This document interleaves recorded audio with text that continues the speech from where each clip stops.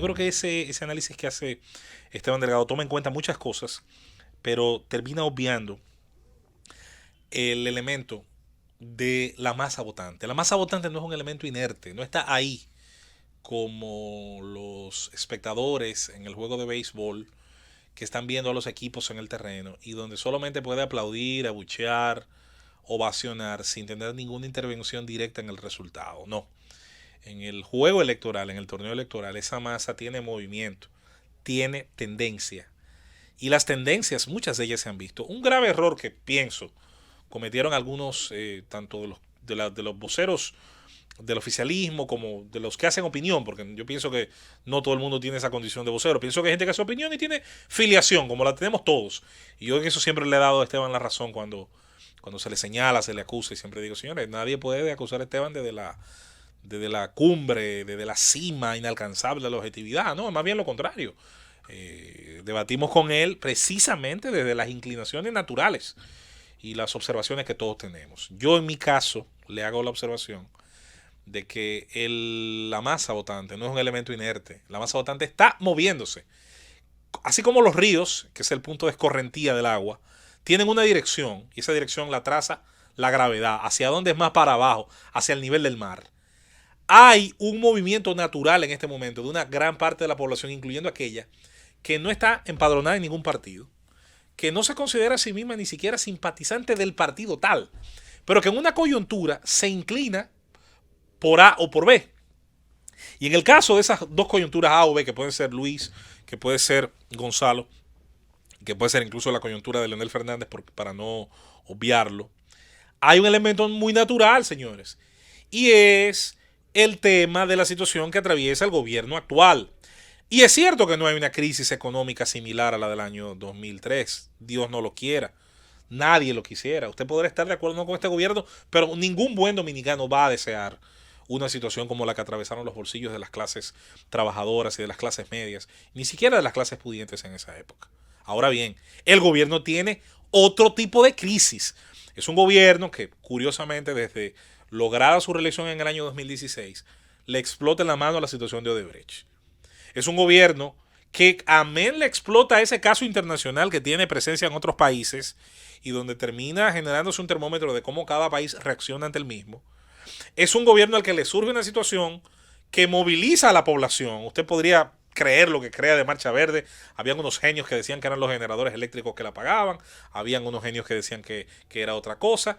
Sin embargo, la realidad es que las calles en un momento se llenaron de personas haciendo un reclamo relacionado al tema de la corrupción. En la última encuesta, esas encuestas que se ha señalado, la preocupación más importante para el pueblo dominicano, que quedó en primer lugar, fue la corrupción. Y el tema entonces de las instituciones, el tema de la institucionalidad, que va muy de la mano realmente con el tema de la corrupción, con el tema del endeudamiento, con el tema de la calidad del gasto público. El gobierno tiene situaciones críticas que no necesariamente, y qué bueno, están relacionadas al aspecto financiero. Del aspecto financiero, que se reclama, bueno, que hay crecimiento y el desarrollo no es igual. Hay quienes reclaman el tema de la redistribución, que la tienen muy en su discurso.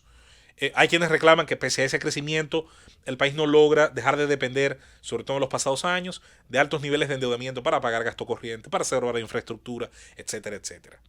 O sea, el gobierno sí tiene una serie de situaciones que muy penosamente conducen a un desgaste. Y es natural cuando se tienen 16 años, casi 16 años consecutivos en el poder, y un gobierno de dos periodos, donde a todo esto, el propio presidente actual, que está inhabilitado, como muy bien menciona Esteban Delgado, es el mismo presidente que estaba haciendo un intento soterrado de alguna manera, pero muy público de otra, de obtener una tercera repostulación, lo cual generó un año y pico de desgaste extraordinario en el debate público, en el debate nacional sobre la necesidad o no, incluso de una reforma constitucional, porque había un grupo, el grupo más entusiasta alrededor del presidente, quería hasta pasarlo sin reforma, haciendo una interpretación medalaganaria de la reforma del 16 y de incluso el párrafo especial que tiene la Constitución llamado transitorio sobre esa modificación constitucional. Luego está el tema, por último, relacionado a las distancias o no del primer y segundo lugar. Usted le puede dar el valor que usted quiera a las últimas encuestas. Hay gente que dice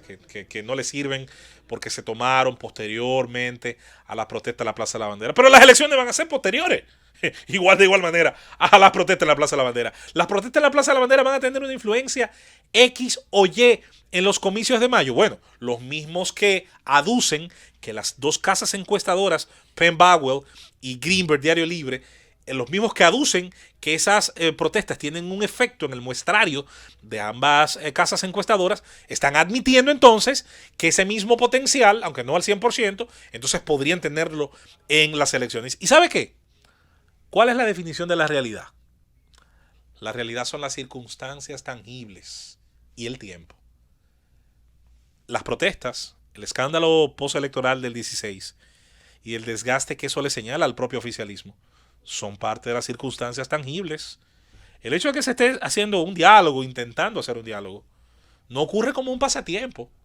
Quienes dialogan no están ahí porque prefieren hacer un diálogo. Están ahí porque la situación y la circunstancia ha llevado a que esa sea una opción dentro de lo que actualmente está ocurriendo en el país. A mí se me hace un poquito cuesta arriba pensar en los escenarios que podrían dar como resultado una cercanía de un 3, de un 5 entre un candidato u otro. No digo que no sea posible, lo que digo es que es muy poco probable. Hay que ver ciertamente qué cosas pueden ocurrir en lo adelante que hagan cambiar radicalmente el mapa. La única, y ahí ciertamente abro la brecha a las probabilidades, la única situación que pudiera pasar, y eso lo sabe todo el mundo, es el tema de la famosa producción de un resultado electoral muy distinto a lo que percibe la mayoría, a lo que percibe una gran parte de los medios y a lo que han señalado las encuestas.